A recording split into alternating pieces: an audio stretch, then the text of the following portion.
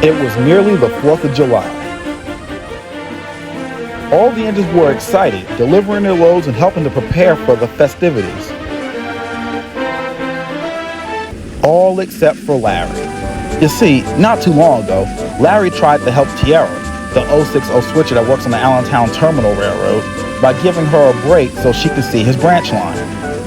Long story short, chaos ensued, and Larry was punished by having to take the trash train until Miss Caldwell said otherwise.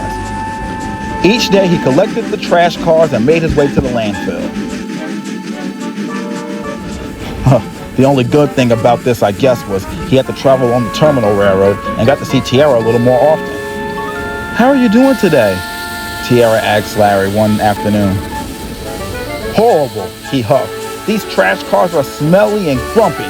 They tried to push me down the hill into the landfill so I would crash earlier. Thank goodness my brakes held them."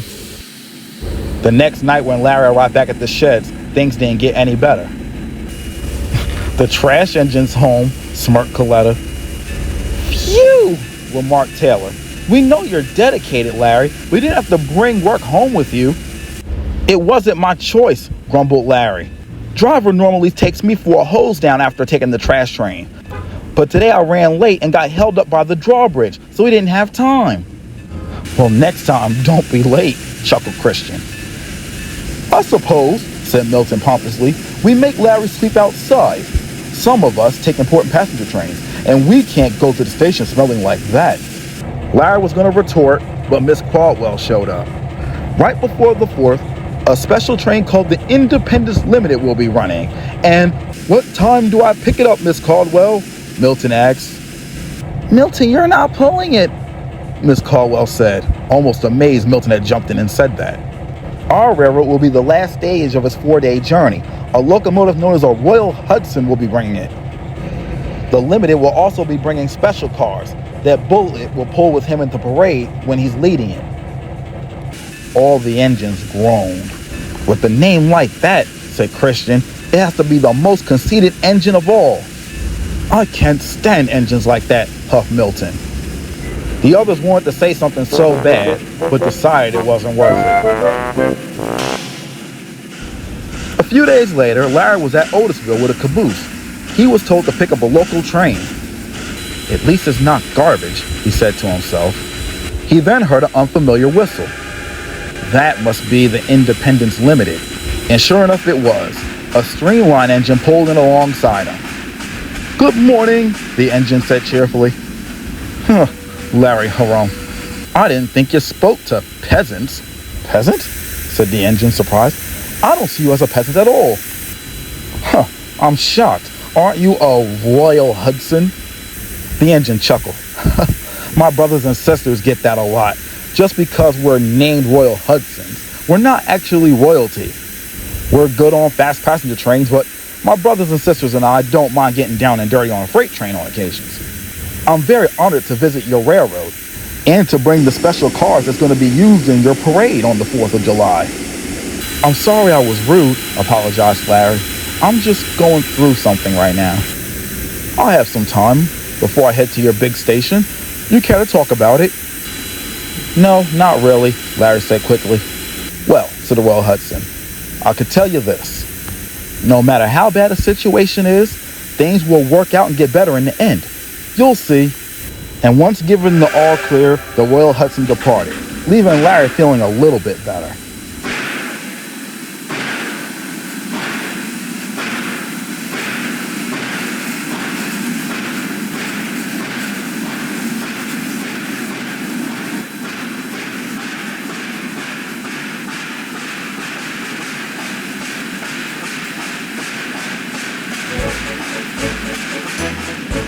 The Hudson enjoyed himself. Everyone smiled and whistled to him as he passed by. But further down the line, things changed. He started to struggle to pull the train. "Did the train magically grow in length?" he panted. "I think you're leaking a valve," said his driver. "You won't be able to continue on like that. We'll have to stop at the next station." After alerting a tower operator, they made their way to Allentown Terminal. Tiera was surprised to see the Independence Limited pull in. The conductor and engine crew explained what was going on to the station agent. So we're going to need another engine to continue this run, the conductor finished. The station agent looked at Tiera. Well, T, you're going to have to take it. T looked surprised. How can I take it? She replied, I'm only a 060. Station agent didn't realize what he had said. He called the tower and told them to stop the next engine that he saw. The next engine happened to be Larry pulling the local. He saw the tower operator waving a red flag. Keep these cars in the siding, Larry. There's an emergency on the terminal railroad. Proceed immediately. Larry was surprised. I hope Tiera's all right, he said to himself.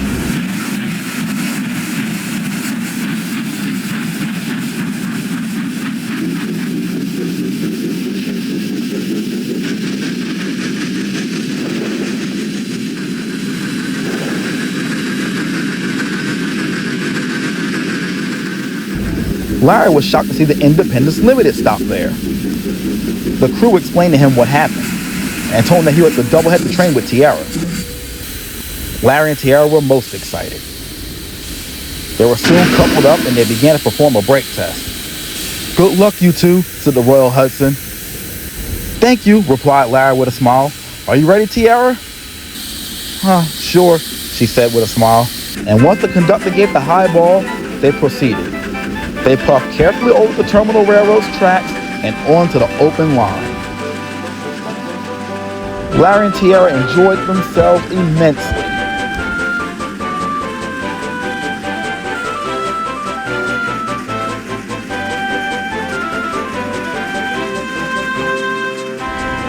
The only time they struggled was going up Piscataway Hill, but the passengers cheered them on until they reached the top.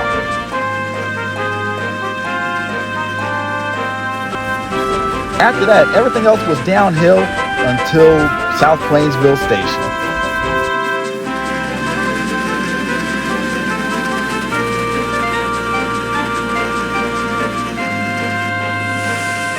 When they arrived, they found Miss Caldwell waiting at the edge of the platform with Bullet.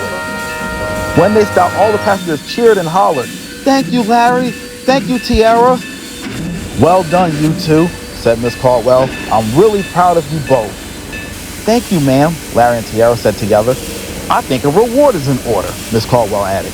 Both engines looked up. "How would you two like to lead the parade?" she asked. "Us?"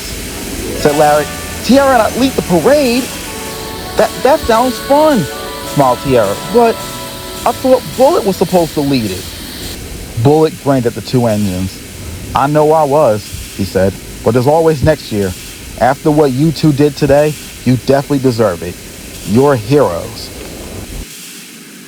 So on the 4th of July, Larry and Tiera collected the special cars bought with the Independence Limited, along with Evan, Penny, and Kennedy, and led the parade.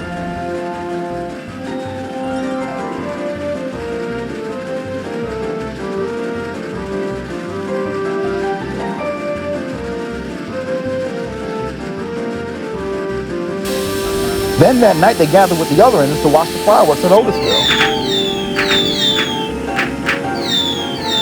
But the rewards for those two didn't stop there. Larry was given a fresh coat of paint and a nice polish, as well as getting his branch line back. Tiera, however, had an even better reward.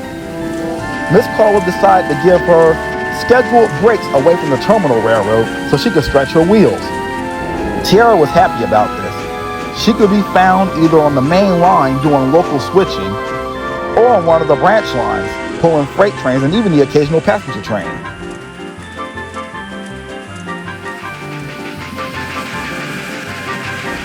That Royal Hudson was right, Larry said. No matter how bad things are, things will always work out in the end.